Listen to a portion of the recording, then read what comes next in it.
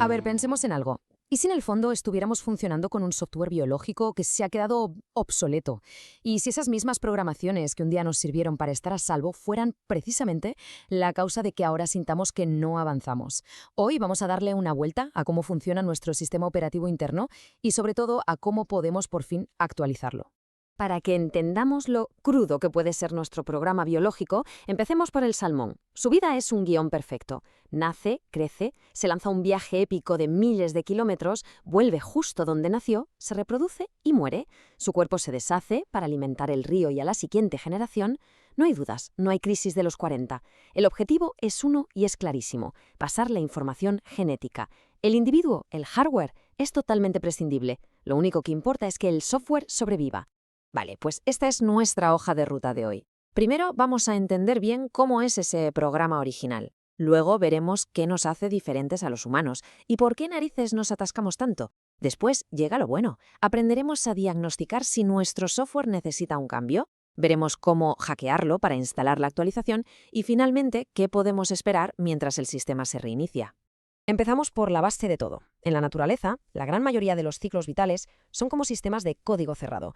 El propósito está grabado a fuego, no se puede cambiar y la eficiencia es máxima.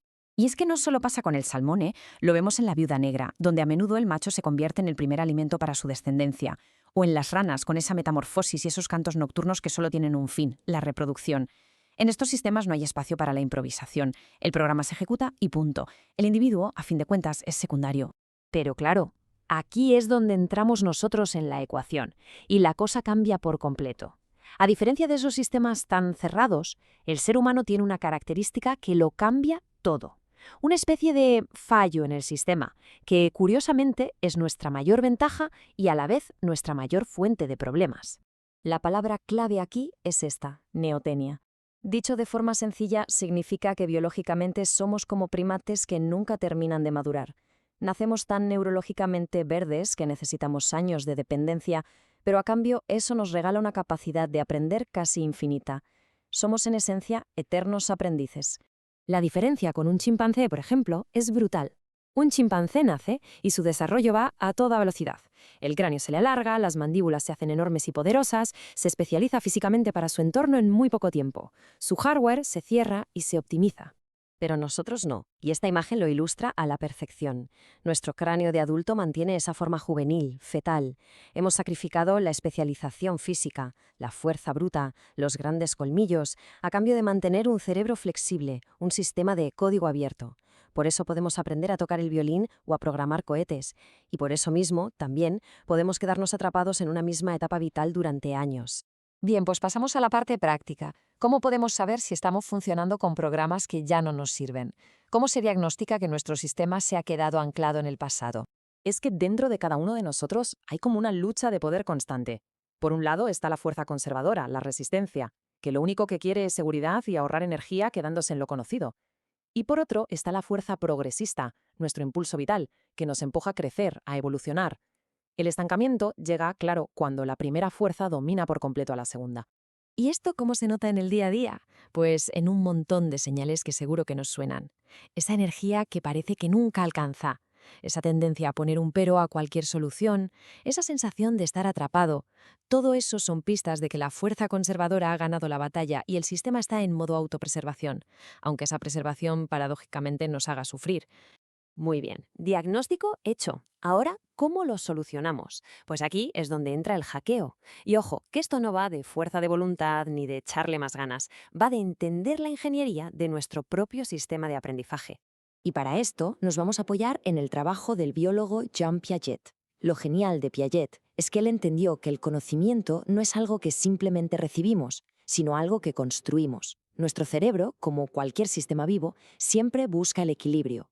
Y es justo ahí, en ese proceso, donde está la clave para actualizarnos. Según Piaget, nuestro cerebro tiene dos formas de procesar lo que nos pasa. La más común es la asimilación. Cogemos una experiencia nueva y la retorcemos como sea para que encaje en nuestras ideas de siempre. Es el modo ahorro de energía. Pero luego está la acomodación. Y esto es el cambio de verdad. Es cuando la realidad es tan tozuda que no hay forma de retorcerla y no queda más remedio que cambiar nuestra idea, nuestro programa. Ese es el momento del hackeo. Así que vamos a desglosar este proceso de actualización en 3 pasos muy claros y directos. Insisto, no es magia, es un proceso biológico que podemos aprender a facilitar. El primer paso es de una honestidad brutal. Hay que entender y aceptar que nuestro sistema no busca la verdad ni la felicidad, busca sobrevivir. Y para él, un sufrimiento conocido y controlado siempre será más seguro que un cambio incierto. Ese programa que hoy nos causa dolor, en algún momento del pasado, fue una estrategia de éxito. Y su función, tenemos que entenderlo, es protegernos, no hacernos felices. El segundo paso es el hackeo en sí mismo. Es ese momento de claridad, a menudo doloroso, en el que de repente nos damos cuenta de que el viejo programa ya no es que no nos proteja, es que nos está destruyendo.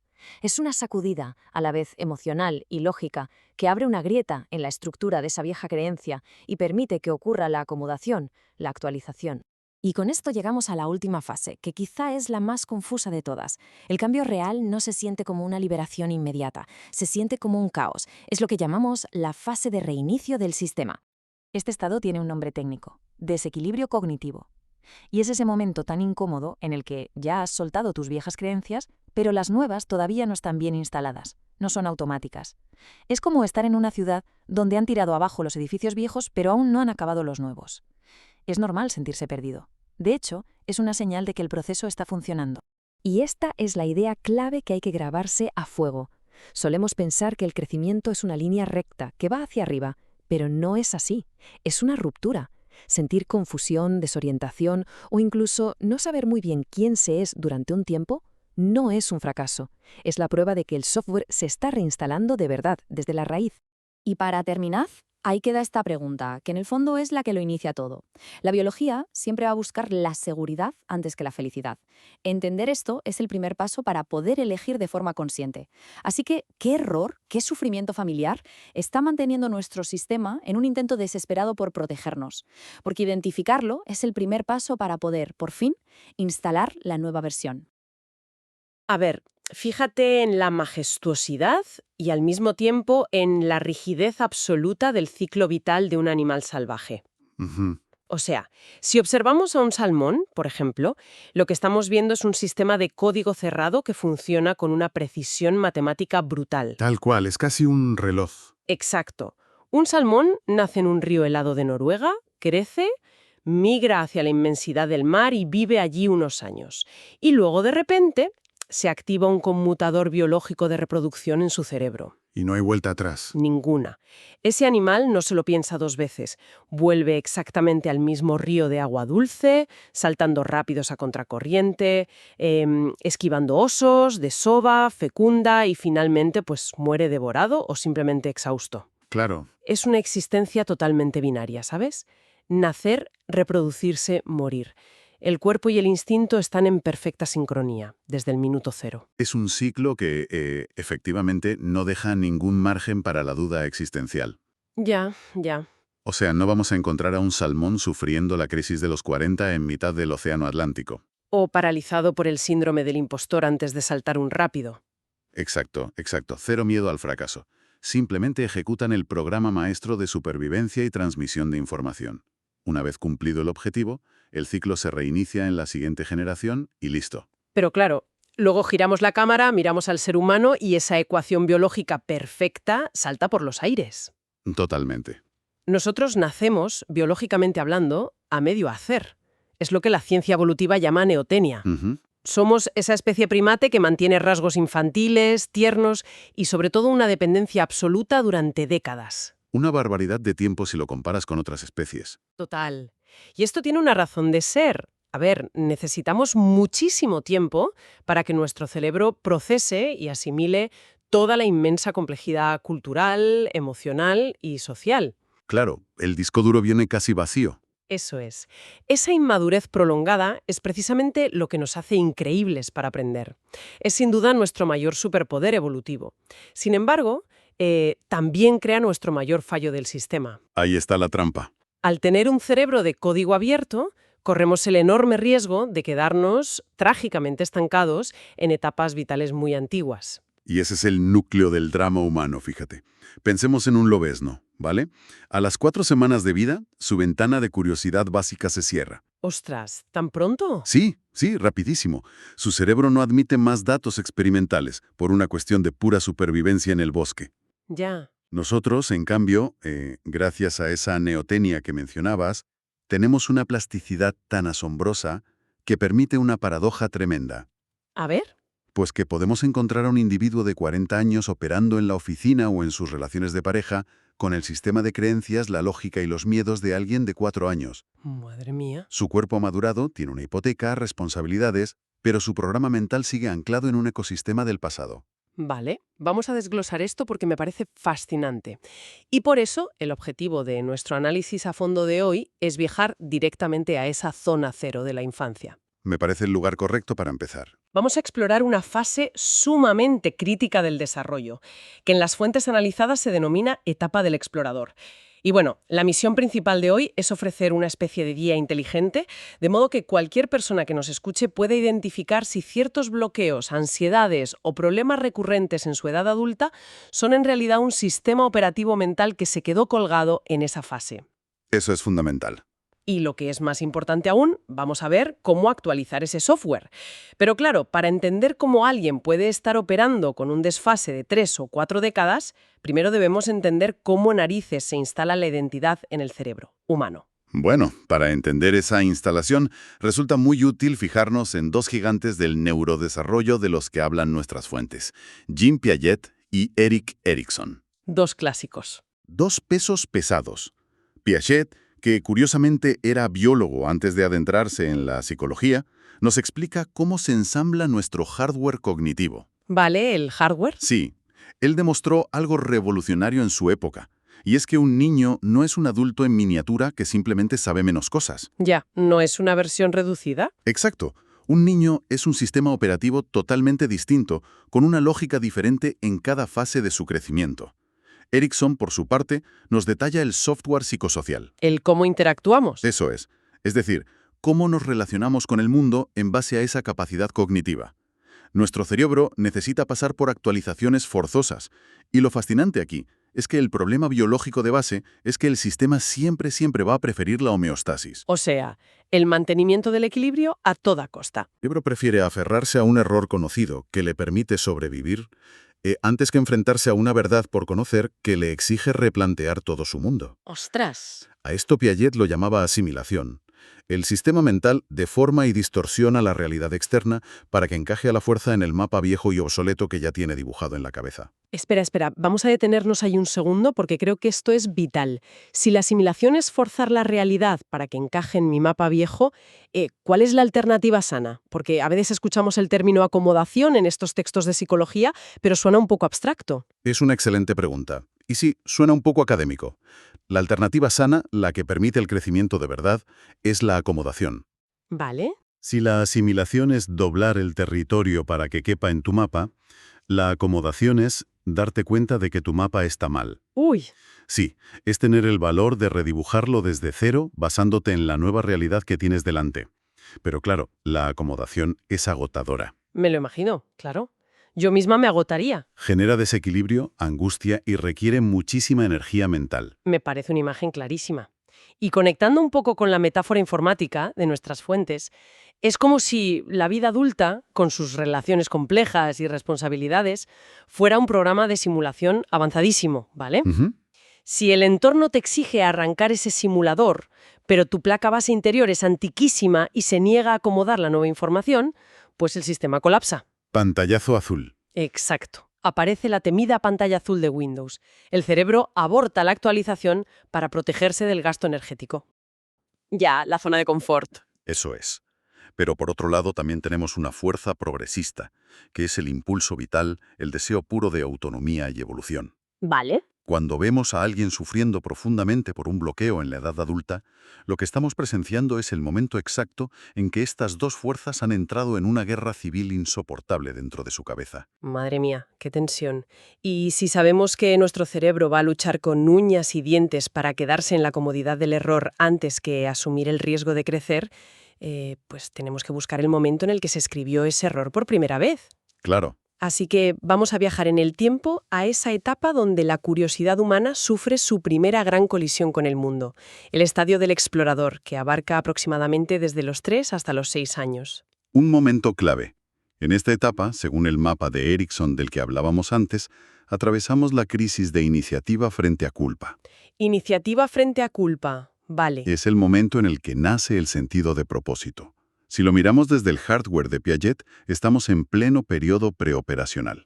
Es una etapa donde el mundo es mágico y sobre todo físicamente egocéntrico. Vale, pero aclaremos esto para quien nos escucha. Sí, es crucial aclarar que no hablamos de un egocentrismo moral o de que el niño sea un egoísta empedernido. Claro, no es que sea un mini dictador maquiavélico. No, para nada. Hablamos de una limitación neuronal real. El cerebro de un niño de 4 años literalmente no puede simular un punto de vista distinto al suyo. Ostras. Cree firmemente que todo lo que ocurre en el universo, ya sea que salga el sol o que sus padres discutan en la otra habitación, es por su causa. Aquí es donde se pone realmente interesante la cosa. Imaginemos a un niño de esa edad, ¿vale? Es pura energía expansiva. Está intentando ejecutar nuevos comandos de interacción todos los días. Es como un programador en un entorno de pruebas, en un sandbox. Exacto, testeando código sin parar. Por un lado, vemos una intrusión física, constante. Lo toca absolutamente todo, desmonta juguetes para ver qué tienen dentro y dispara esas ametralladoras de preguntas de por qué, que a ver, pueden agotar a cualquiera. A cualquier padre le suena esto. Totalmente. También vemos un inicio de microliderazgo. De repente quiere dictar las reglas del juego en el parque y mandar sobre los demás. Y, por supuesto, surge una curiosidad biológica natural por su propio cuerpo y el de quienes le rodean. Es un pequeño científico testeando los límites físicos de su mundo. Eso es.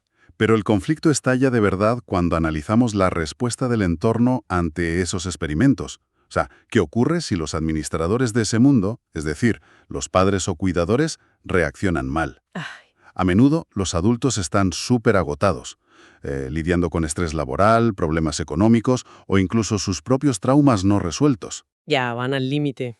Desde ese estado de agotamiento crónico, perciben la inmensa energía vital del niño no como curiosidad, sino como una molestia intolerable o un desafío a su autoridad. Qué duro.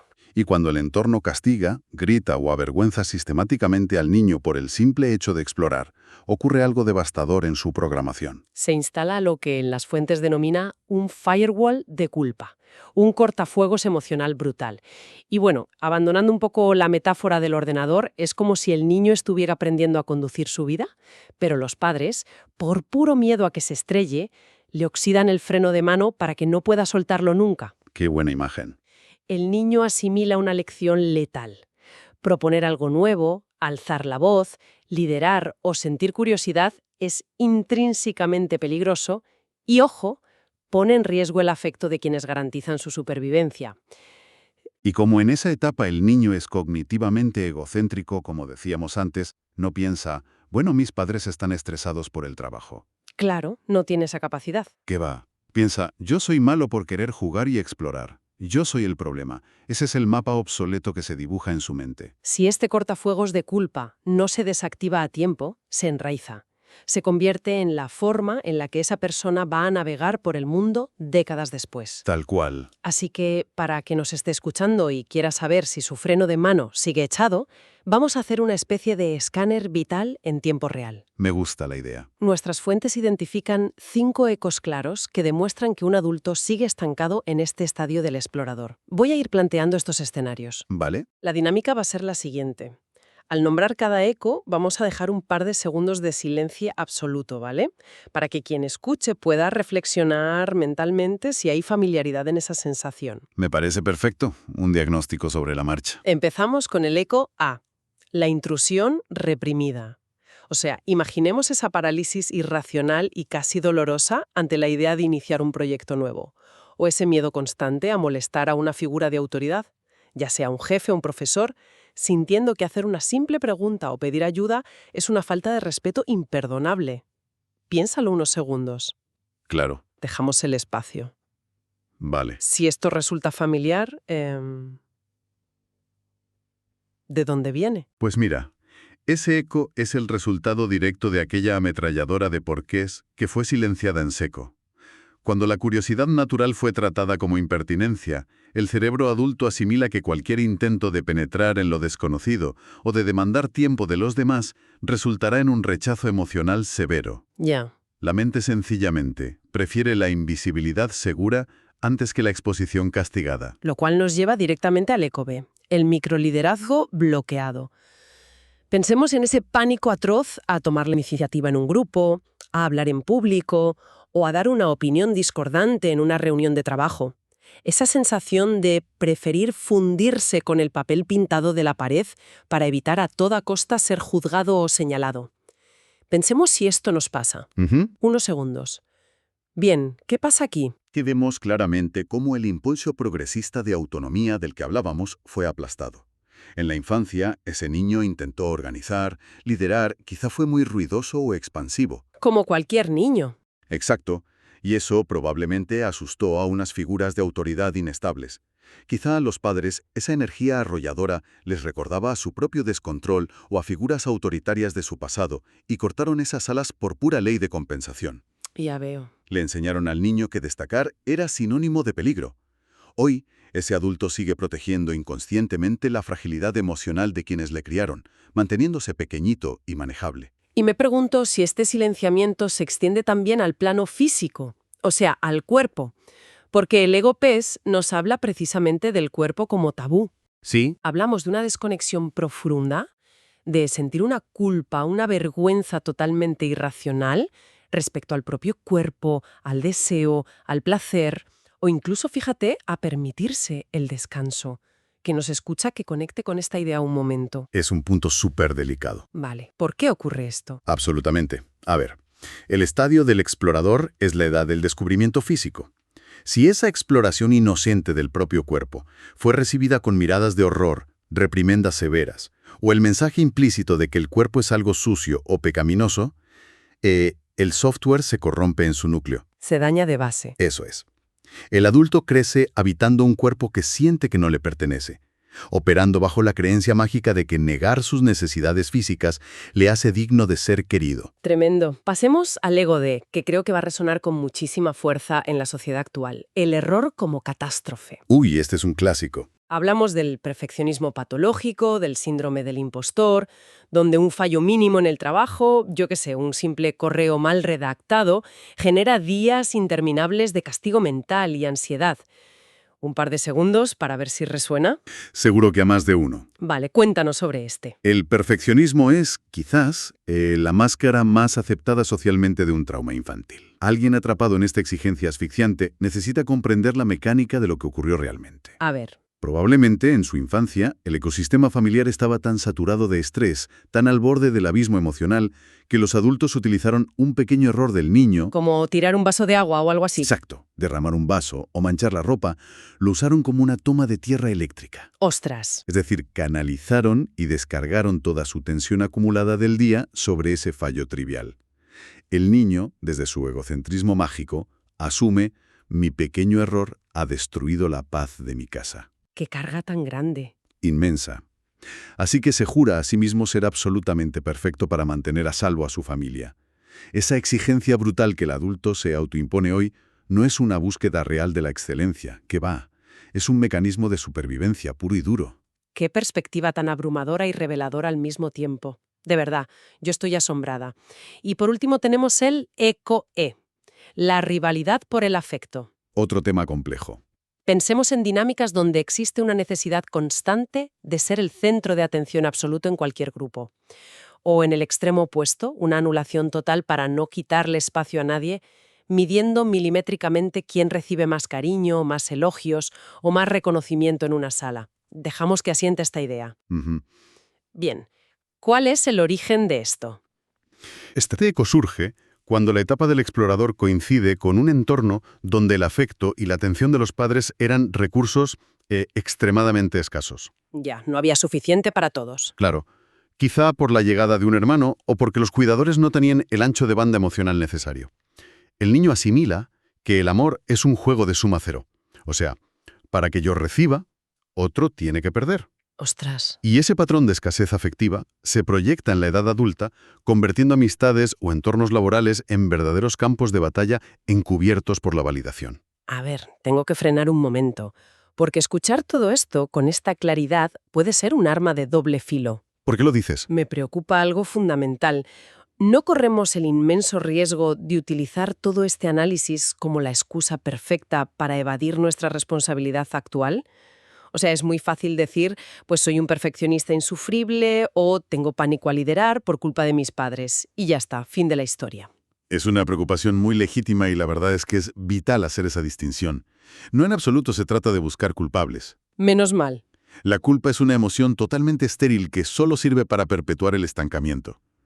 El objetivo de identificar la raíz de estos ecos es rastrear dónde se quedó estancada la energía sistémica. Vale, entiendo. Hay que entender que nuestros padres no eran los villanos de una película de Disney. Ellos también estaban ejecutando su propio software defectuoso. Claro, hacían lo que podían. Heredaron daños, miedos y traumas de sus propios padres, de abuelos que tal vez sobrevivieron a contextos de guerra, escasez o un dolor indecible. Hacían lo que podían con una placa base que ya venía dañada. Ya, una cadena. Por lo tanto, desprogramar esto no consiste en sentar a los padres en un banquillo de acusados. Consiste en devolver la sombra a quien le pertenece. Me gusta eso. Es poder decir, desde la compasión y la responsabilidad adulta, oye, esta exigencia y este miedo no son míos originalmente, pertenecen a la tensión de todo un linaje, pero hoy decido dejar de cargar con ellos. Entiendo, no es apuntar con el dedo, es, volviendo a la metáfora, liberar la memoria RAM del sistema. Exactamente. Entonces, con todo esto sobre la mesa, la gran pregunta es, ¿qué significa todo esto? ¿Cómo pasamos a la acción? ¿Cómo logramos esa famosa acomodación de la que hablábamos antes para desinstalar de una vez este código obsoleto? Bueno, el salto evolutivo requiere aplicar lo que en el análisis biográfico de las fuentes llamamos el algoritmo de la proyección y toma de tierra. Vale, suena técnico, pero ¿qué es en la práctica?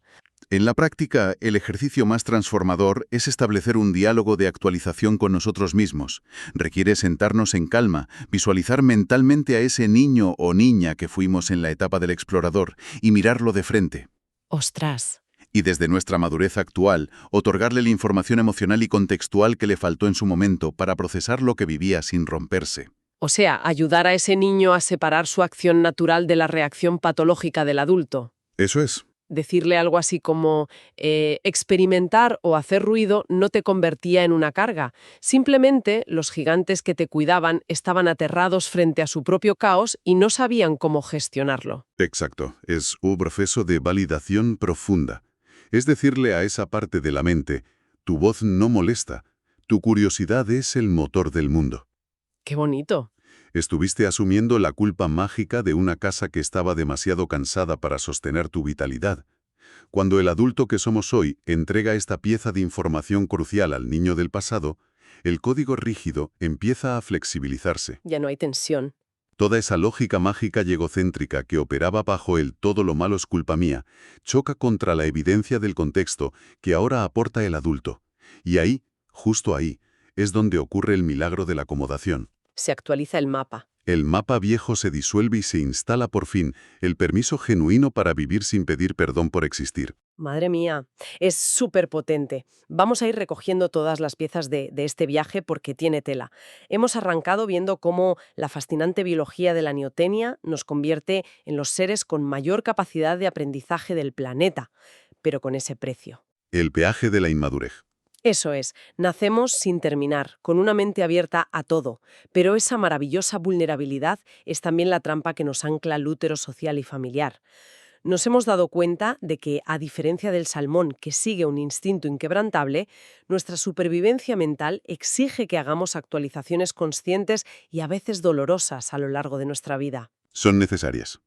Porque la alternativa es llegar a los 40, 50 o 60 años conduciendo con el freno de mano echado, operando con la lógica temerosa y mágica de un niño de 4 años que sigue asustado intentando no molestar a sus padres. Y fíjate, el alivio definitivo llega al integrar que ese niño asustado jamás estuvo defectuoso. Nunca lo estuvo. Solamente era un genio de la adaptación intentando equilibrar a sus cuidadores con las únicas y limitadas herramientas cognitivas que tenía a mano en ese momento. O sea, hizo un trabajo de supervivencia impecable. Pues por eso, para cerrar nuestro análisis de hoy, quiero que nos vayamos con una reflexión flotando en el ambiente. Si resulta que gran parte de nuestras inseguridades más paralizantes, ese perfeccionismo que nos agota o ese pánico atroz a liderar y mostrarnos al mundo, no son defectos de fábrica, Ujú. si son simplemente ecos de un software prestado, un código escrito hace décadas para apaciguar a unas figuras de autoridad que probablemente ya ni siquiera están al mando de nuestras vidas. Claro. La pregunta es, ¿quiénes podríamos llegar a ser mañana por la mañana si por primera vez en la vida nos atreviéramos a pulsar el botón de desinstalar? Al final del día, a diferencia del salmón, que tiene su destino fatalmente escrito en la corriente del río, nuestra naturaleza inacabada significa que siempre tenemos el poder de reescribir nuestro propio final.